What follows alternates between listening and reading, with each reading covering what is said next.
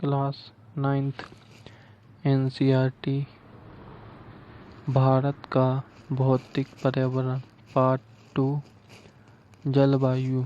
जब कोई एक मौसम किसी स्थान पर आकर ठहर जाए, जैसे राजस्थान या लेह लद्दाख।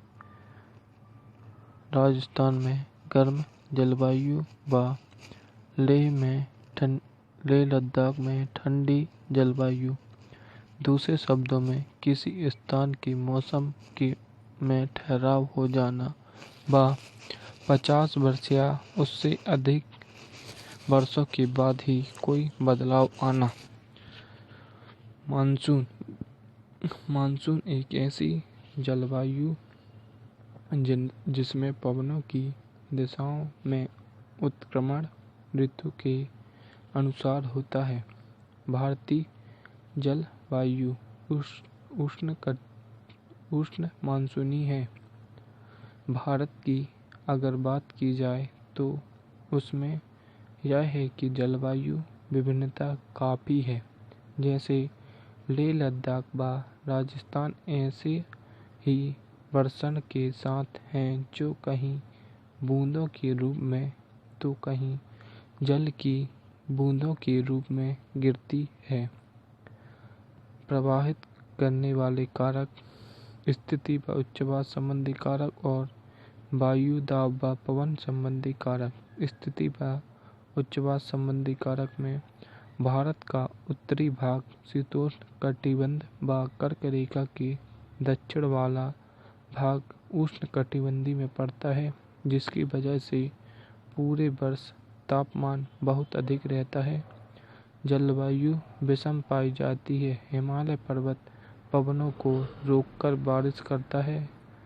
दक्षिण में तीन तरफ हिंद महासागर होने की वजह से जल देर से गर्म होता है व देर से ही ठंडा होता है। इससे वायु दाब पर भी असर हो जाता है। लंबी तटीय रेखा है। भारत की ऊंचाई के साथ तापमान घटेगा। देश का भौतिक स्वरूप तापमान, उच्चवास, वायुदाब, पवनों की गति, दिशा के वितरण को प्रभावित करता है। वायु व पवन संबंधी कारक 3 कारक होते हैं। पहला वायुदाब और पवनों का धरातल वितरण, दूसरा भूमंडलीय मौसम को नियंत्रित करने वाला कारक, तीसरा शीतकाल में पश्चिमी विक्षोभ और दक्षिण पश्चिम मानसून से भारत में होने वाली वर्षा की अनुकूल दिशाएं। भारतीय मानसून की प्रकृति के पक्ष। पहला, मानसून आरंभ होकर स्थल की ओर बढ़ता है। दूसरा, वर्षा लाने वाले तंत्र व मानसूनी वर्षा की आवृत्ति के बीच संबंध। तीसरा, मानसून में विक्षेप। कुछ दिन तक वर्षा होने के बाद 2 दिन या कई सप्ताह तक वर्षा का न होना। एल नीनो जटिल मौसम तंत्र जो 5 या 10 सालों के बाद आता है वह बाढ़, सूखा जैसी समस्याएं साथ लाता है। पूर्वी प्रशांत महासागर में पेरू तट के पास उष्ण समुद्री धारा के रूप में प्रकट होता है। यह भूमध्य रेखीय उष्ण समुद्री धारा का विस्तार है व पेरू के जल के तापमान को बढ़ा देता है। अर्ध शाब्दिक बालक ईसा दिसंबर में क्रिसमस के आसपास आता है। मानसून निर्वर्तन, मानसून का पीछा घटना या लौट जाना। ऋतुएं, शीत ऋतु नवंबर के मध्य में से फरवरी मार्च तक दैनिक तापमान औसतन वसंत का काफ़ी कम। दूसरा, ग्रीष्म ऋतु अप्रैल मई जून, तापमान 30 से 32 डिग्री सेल्सियस। उत्तर भारत में जहाँ तापमान बढ़ता है वहीं दक्षिण में मृदु रहता है। तीसरा, दक्षिण पश्चिम मानसून की ऋतुएं। हिंद महासागर से व्यापारिक पवनें आती हैं जिन्हें बड़े तापमान की वायुदाब दशाएं अपनी ओर आकर्षित करके बंगाल की खाड़ी की ओर पार करके अरब सागर में ये पवनें प्रवेश करती हैं, जहां से ये भारतीय वायुदाब परिसंचरण में मिल जाती हैं व जब ये गर्म समुद्री धाराओं से गुजरती हैं तो अपने साथ पर्याप्त मात्रा में नमी लाती हैं। भूमध्य रेखा को पार करने के बाद इनकी दिशा दक्षिण पश्चिम हो जाती है। इससे बारिश जून में तो केरल व जुलाई में भारत के आंतरिक भागों में होती है। मानसून की दो शाखाएं हैं, बंगाल की खाड़ी की शाखा और अरब सागर की शाखा। अरब सागर के मानसून की 3 शाखाएं होती हैं। पहला, पश्चिमी घाट पर वर्षा करती है। पश्चिमी घाट के पूर्व में नाम मात्र की वर्षा कराती है, जैसे वृष्टि छाया क्षेत्र कहा जाता है। दूसरा, नर्मदा व तप्ती घाटी से होते हुए मध्य भारत में वर्षा कराएगी। तीसरा, अरावली के साथ पश्चिमी राजस्थान को लांघते हुए बहुत कम वर्षा कराती है। बंगाल की खाड़ी से आने वाले मानसून शाखा में मिल जाती है। बंगाल की खाड़ी का मानसून इस शाखा भी 3 भागों में बटेगी। पहला, पश्चिम बंगाल बिहार वाले क्षेत्र में वर्षा कराएगी। दूसरी मेघालय उत्तर पूर्व में गारो खासी जयंती में। तीसरा, एक म्यांमार की ओर निकल जाएगी। तमिलनाडु तट वर्षा में शुष्क रहता है, कारण यह बंगाल की खाड़ी के मानसून के समांतर पड़ता है। दूसरा, अरब सागर की शाखा के वृष्टि छाया क्षेत्र में स्थित है। चौथा, मानसून के निर्वतन की ऋतु। अक्टूबर व नवंबर के महीनों को इस ऋतु का नाम दिया गया है। आसमान का साफ व तापमान बढ़ने लगता है। जमीन में नमी होती है। इस दशा को कार्तिक मास की ऊष्मा कहा जाता है। भारत की परंपरागत ऋतुएं। बसंत चैत वैशाख में, मार्च अप्रैल ग्रीष्म, ज्येष्ठ आषाढ़ मई जून और वर्षा श्रावण भाद्र जुलाई अगस्त। शरद ऋतु आषाढ़ कार्तिक सितंबर अक्टूबर। हेमंत मार्गशीर्ष पौष नवंबर दिसंबर। शिशिर माघ फाल्गुन जनवरी फरवरी। और वर्षा का विवरण। पहला, अधिक वर्षा वाला क्षेत्र। बारिश 200 सेंटीमीटर से ज़्यादा हो या 100 से भी अधिक हो। एग्जाम्पल के लिए पश्चिमी घाट व तट, मेघालय की पहाड़ी इत्यादि। दूसरा, मध्यम वर्षा वाला क्षेत्र। वर्षा 100 से 200 सेंटीमीटर के बीच होती है, जैसे बिहार, एमपी, झारखंड, तमिलनाडु, उड़ीसा आदि। तीसरा, न्यूनतम वर्षा क्षेत्र। वर्षा 50 से 100 सेंटीमीटर के बीच होती है, जैसे यूपी, दिल्ली, हरियाणा, पंजाब, जम्मू आदि। चौथा, अपर्याप्त वर्षा क्षेत्र। 50 सेंटीमीटर से भी कम वर्षा। प्रायद्वीप के कुछ विशेष भागों में, जैसे महाराष्ट्र, लेह, लद्दाख, राजस्थान आदि। भारत के जलवायु प्रदेश। नोट: तापमान और वर्षा जलवायु के दो महत्वपूर्ण तत्व जिन्हें जलवायु वर्गीकरण की सभी पद्धतियों में निर्णायक माना जाता है। कोपेन 5 प्रकार के जलवायु प्रदेश माने जाते हैं।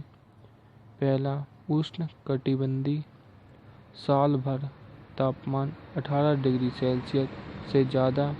दूसरा, शुष्क, तापमान ज़्यादा, वर्षा बहुत ही कम, इसलिए मरुस्थल भी बन जाते हैं।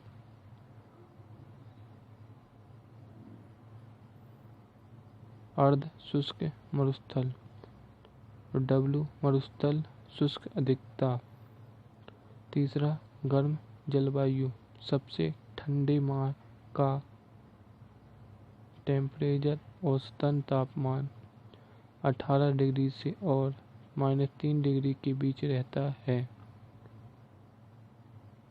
चौथा, हिम जलवायु, सबसे गर्म माह का औसतन तापमान 10 डिग्री सेल्सियस से ज़्यादा व ठंडे माह का -3 डिग्री से कम। पाँचवा, बर्फीली जलवायु, सबसे गर्म माह का तापमान 10 डिग्री से कम। कोपेन ने कुछ अंग्रेजी वर्णमाला के शब्दों के माध्यम से जलवायु के प्रकारों को व्यक्त किया है, जैसे ए पर्याप्त वर्षा, एम शुष्क मानसून प्लस वर्षा वन, डब्लू शुष्क शीत ऋतु, एच शुष्क और गर्म, सी औसतन तापमान 10 डिग्री से अधिक, जी गंगा का मैदान, एस अर्ध शुष्क मरुस्थल, डब्लू मरुस्थल।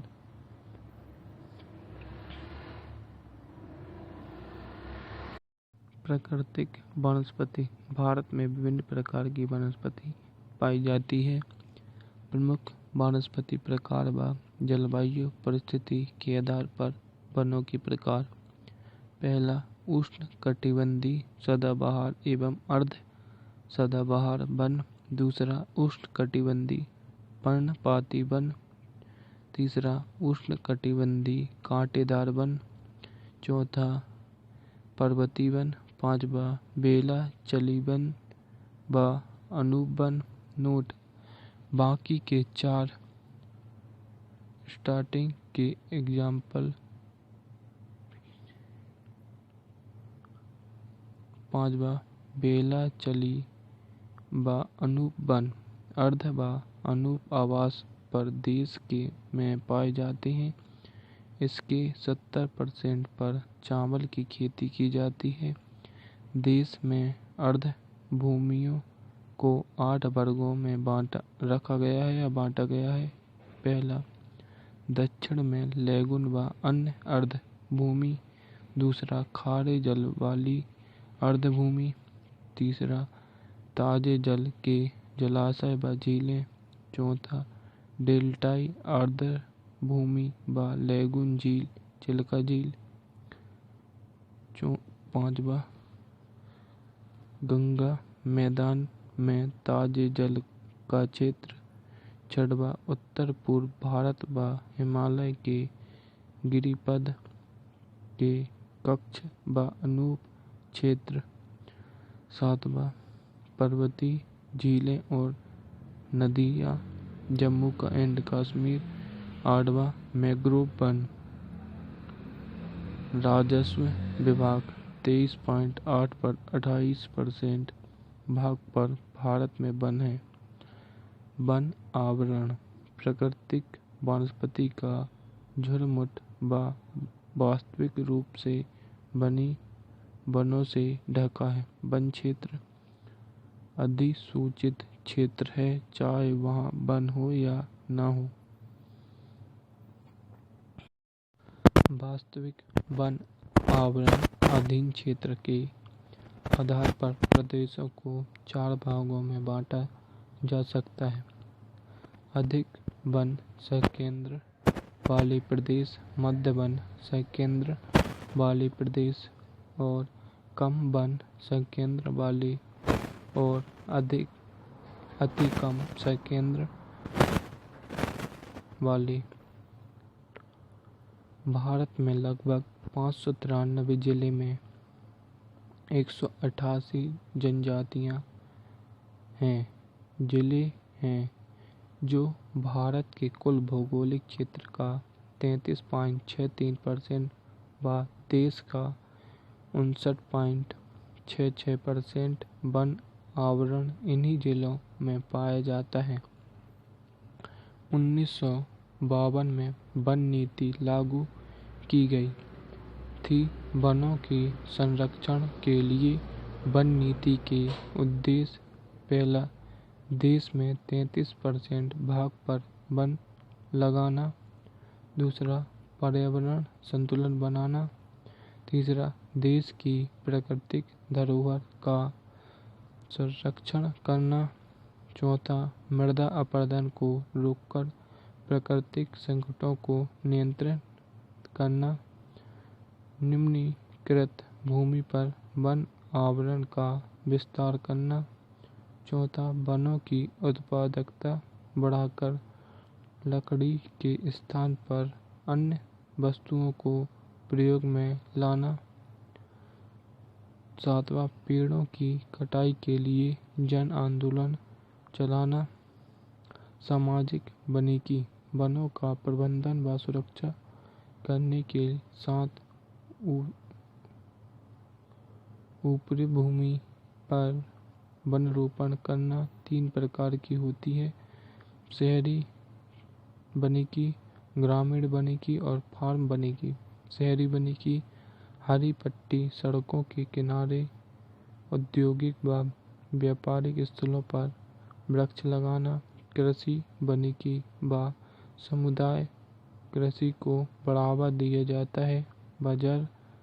बंजर भूमि, कृषि योग्य भूमि पर पेड़ व फसल लगाना। फार्म वानिकी, खेतों में पेड़ व फसल व्यापारिक महत्व के लिए लगाए जाएं। वन्य प्राणी, यह भारत की महान प्राकृतिक धरोहर है। वर्तमान समय में इसकी संख्या घट गई है व घटती है जा रही है। कारण: वनों का दोहन, औद्योगिकीकरण में तेजी, वन्य जीवों के आवास को नष्ट करना, शिकार को मिलता बढ़ावा, जंगलों में लगने वाली आग। 1972 में वन्य प्राणी अधिनियम वन्य जीव प्राणियों के रक्षण व संरक्षण के लिए लाया गया। उद्देश्य: 2. पहला, अधिनियम के तहत सूचीबद्ध शाकटापन प्रजातियों को सुरक्षा देना। दूसरा, नेशनल पार्क, पशु विहार जैसे संरक्षित क्षेत्रों को कानूनी सहायता देना। 1991 में इसे संशोधित करके कठोर सजा का प्रावधान किया गया। देश में 103 एनपी व 535 वन्य जीव अभयारण्य हैं। हालांकि प्रोजेक्ट टाइगर 1973, प्रोजेक्ट एलिफेंट 1998 जैसी योजना सरकार ने इसके संरक्षण के लिए चलाई है। जीव मंडल निचय आरक्षित क्षेत्र ऐसे तटीय पारिस्थितिकी तंत्र जिन्हें यूनेस्को के मानव और जीव मंडल प्रोग्राम के अंतर्गत मान्यता प्राप्त है। भारत में ऐसे 18 आरक्षित क्षेत्र हैं। मृदा भू प्रॉपर्टी के सबसे महत्वपूर्ण परत है। मृदा सेल मलबा व जैव सामग्री का सम्मिश्रण होता है। प्रभावित करने वाले कारक में उच्च वाष्पजनक सामग्री, जलवायु, वनस्पति आदि। कुछ मानवीय क्रियाएं भी घटक में खनिज, कण, ह्यूमरस, जल, वायु। और इसका वर्गीकरण प्राचीन काल में 2 प्रकार के हैं: उर्वरक और अनुवर्ग। गठन के आधार पर प्रकार: वलय, पशु, मृण्मय, उत्पत्ति, रंग, संयोजन व अवस्थिति के आधार पर जलोढ़ मृदा, काली मृदा, लाल व पीली मृदा, लेटेराइट मृदा, शुष्क मृदा, लवणीय मृदा, पीटमय मृदा, वन मृदा। मृदा अपरदन, मृदा के अपरदन का विनाश होना, बहते जल व पवन की अपरदनात्मक प्रक्रियाएं और मृदा की निर्माणकारी प्रक्रियाएं दोनों साथ साथ घटित होती हैं, जिससे दोनों प्रक्रियाओं में संतुलन बना रहता है। कई बार ये संतुलन बिगड़ जाता है, जिससे अपरदन की गतिविधियां बढ़ जाती हैं। हालांकि मानवीय गतिविधियां जैसे जनसंख्या का बढ़ना, मानवीय बस्तियों के लिए वनों की सफाई, अत्यधिक पशुचारण आदि भी अपरदन के लिए जिम्मेदार हैं। अपरदन के कारण जल और वायु उपाय, पेड़ों को लगाना, वनरोपण करना, अतिचारण व नियंत्रण, स्थानांतरित कृषि का पररोक आदि। प्राकृतिक संकट और आपदाएं। आपदा एक ऐसी घटना है जो उन शक्तियों द्वारा घटित होती हैं जो मानव की पहुंच से बाहर हैं। नियंत्रित करनी, इसमें जन माल का नुकसान बड़े पैमाने पर होता है। प्राकृतिक आपदाओं का वर्गीकरण वायुमंडलीय, भौमिक, जलीय और जैविक। वायुमंडलीय में बर्फीली, तूफान, तड़ित, झरीना, टॉर्नेडो, सूखा, कर्कपात, पाला, लू, शीतलहर, उष्णकटिबंधीय चक्रवात। और भौमिक में भूकंप, ज्वालामुखी, भूस्खलन, हिमघात, अवतलन, मृदा अपरदन। और जलीय में बाढ़, ज्वार, सुनामी, महासागरीय जलधाराएं और तूफान। जैविक में पौधों व जानवरों के उपनिवेशक के रूप में कीट, टिड्डियां, ग्रसन, फफूंद, bacteria, virus, bird flu, dengue आदि। आपदा प्रबंधन भूकंप, सुनामी, ज्वालामुखी की तुलना में चक्रवात आने के समय व स्थान की भविष्यवाणी संभव है। आधुनिक तकनीक के माध्यम से इससे होगा यह कि बड़े पैमाने पर होने वाले जान माल के नुकसान को कम किया जा सकता है। उपाय: चक्रवात शेल्टर, तटबंध, डाइक, वनीकरण, जलाशय निर्माण आदि कदम उठाए जा सकते हैं। आपदा प्रबंधन अधिनियम को 2005 में लाया गया। नोट: आपदाएं प्राकृतिक व मानव निर्मित दोनों प्रकार की हो सकती हैं।